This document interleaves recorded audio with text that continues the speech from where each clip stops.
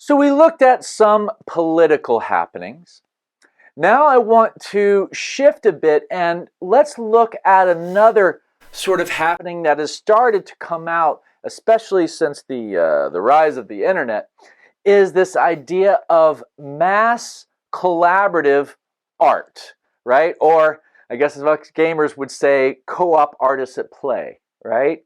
So we are cooperative, yeah, playing in this artist sandbox in which these artists create some kind of definition for this creative outlet to happen, and creating this higher purpose for said outlet to create these wonderfully incredible collaborative art projects. Let's look at some examples. So here is Before I Die, which is an extremely simple idea.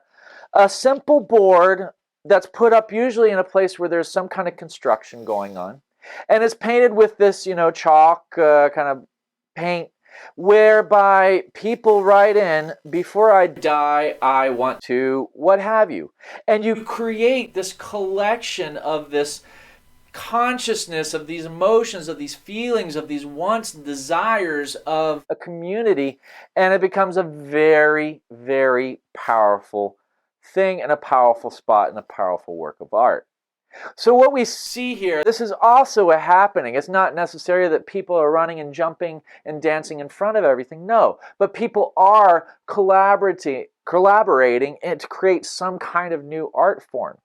And so happenings are this amazing method for collaborative art because we can create this wonderful framework in which people are pushed to actually jump in and engage and to, perform or to challenge and jump in and try out these different playgrounds. So by creating these rules for these artistic playgrounds, and these can be both physically or virtually, we're creating these wonderful spaces where people can have a higher purpose of creating a larger art piece more than just them. So we see this self-determination theory in practice right there. And the thing is that these collaborative co-op art pieces can be either real-time or not. But together, they can combine to make amazing artwork. Like, for instance, here, it might have taken a week for everybody to write up enough stuff on this board to get it to this big. That doesn't mean that, the board was up only for a day, and then write it up and then it's gone. No, you can have things stay for a little bit longer duration so that, that time in which people can participate, comes together. Now, what is the climax? What is dispersion? Well, typically, this is usually done outside somewhere where there is some construction, and the climax here, as you see over time, is that it fills up to be nothing. There's almost no more black on the board because everybody's putting in their wishes and desires. That's kind of the climax, and then it's taken away. But let's look at a couple of other examples of how this cooperative art is being used in tandem with the internet. I'm going to show you two different case studies which are really quite interesting.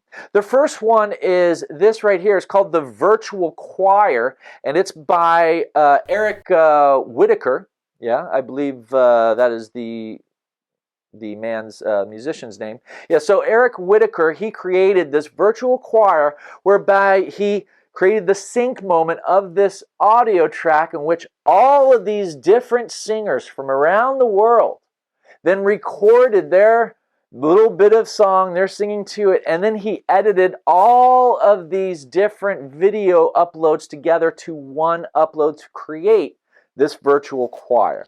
So here we see another happening. Again, this is, not in a physical space, this is virtual. This isn't, at one time. No, different people around the world, over, I guess, a few days or so, went and recorded their track, their skill into it. The other piece that we're going to look at, the other case study, is a case study of Johnny Cash's memorial, and that was done by Aaron Koblin, whereby he allowed people to draw different frames onto a music video of Johnny Cash. And this way, fans from around the world collaboratively created each individual frame, multiple times over actually, of an entire music video for Johnny Cash. And it is really quite an amazing collaborative work of art, or just work of art on its own. Both of these are incredible expressions. I hope you enjoy watching these two case studies. And when we come back, we're going to jump in and analyze where the self-determination theory is being created here in game theory, and a little bit more of a deep dive, if you're interested, on a couple talks of the creators of these two case studies.